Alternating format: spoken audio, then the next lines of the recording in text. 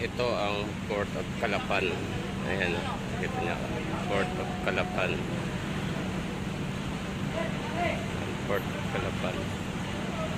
Dito yan sa Mindoro. Ito yung mga terminal ng ng mga bumababa ng barko papuntang Mindoro.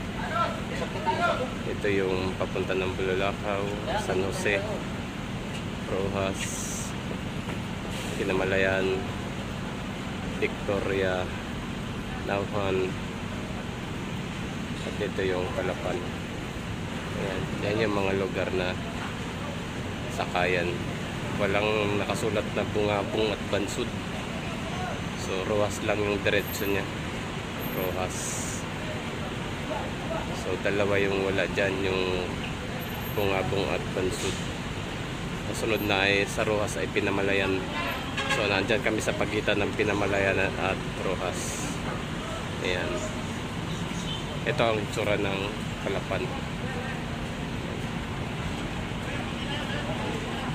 So maulan ngayong araw.